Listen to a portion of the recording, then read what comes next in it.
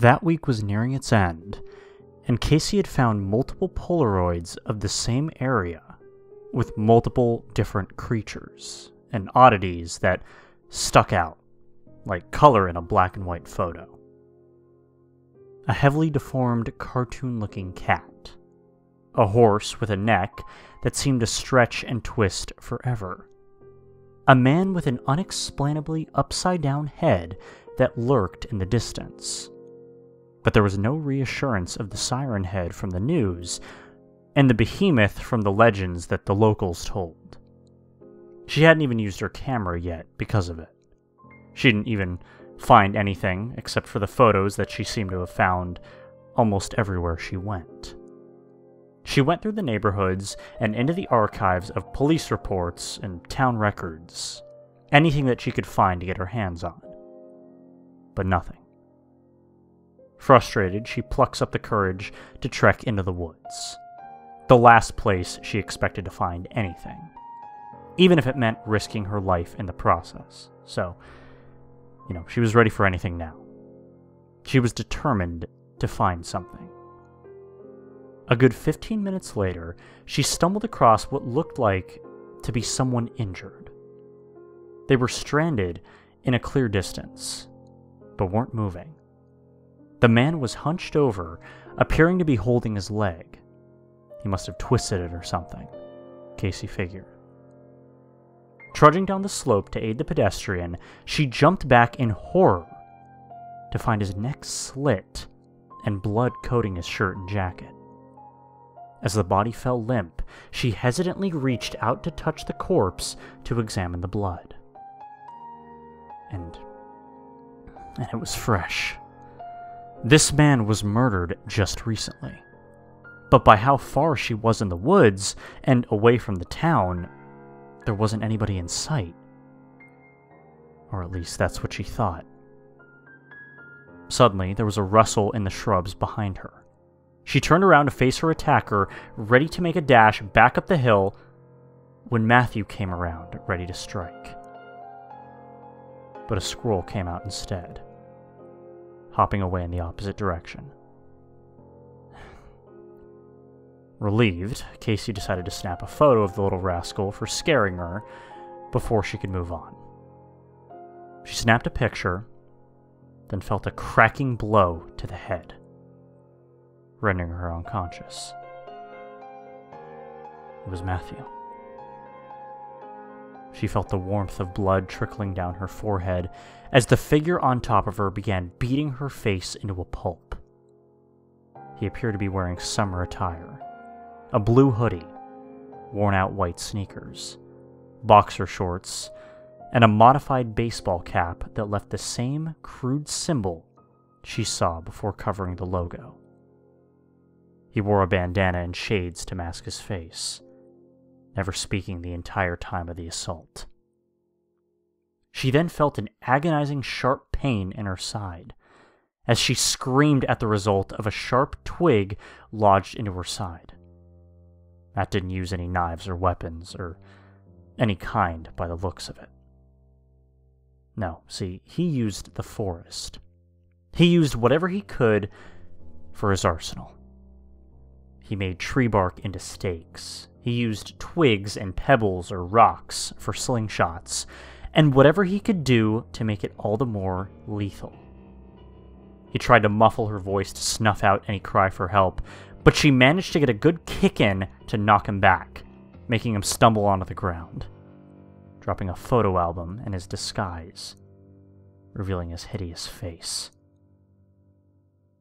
Matthew was no more.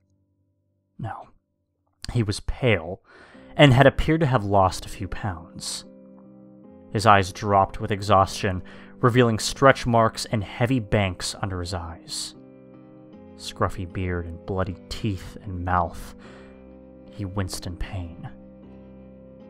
His grimace, though, turned into a smirk, realizing how smart this girl was. He didn't speak the whole time he was with her. The twigs still lodged in her side, she began to lose her vision, remaining her eyes locked onto the individual that was once Matt. She could barely make out the words on the album that had dropped on the ground. She really could only make out the word memories. But that was it. Her vacation was ruined. The last thing that she could remember was the figure drawing closer to her, seemingly to take back the Polaroids she found everywhere earlier in the week. And most disturbingly, the sirens that blared in the distance. Matthew stopped dead in his tracks, his eyes widening in fright. It was the behemoth. After all this time, the thing that they were both looking for had found them. As the footsteps drew near, Casey's eyes began to shut, but her ears remained open for as long as they could before the ringing took over. 9, 7, 8, 1, 4, 0, 2.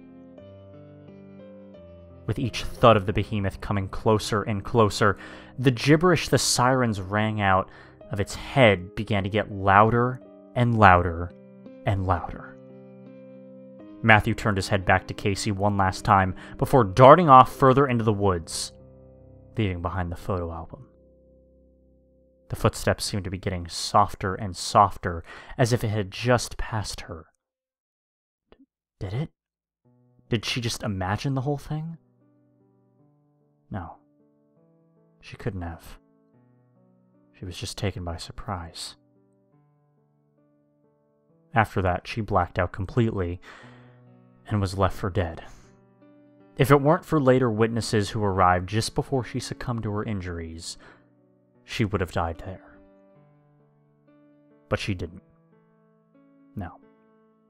No, she told her story.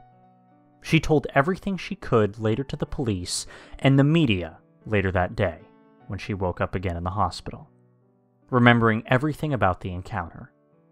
She described Matt's features, the photo album that they recovered, and how the photos might have been connected in the first place to her unknowledge. While she didn't get all the answers she was looking for, she did get the closure that she needed. Matt was indeed alive, but far from the person he used to be. The memories that betrayed him turned him into something that he wasn't, someone he couldn't be.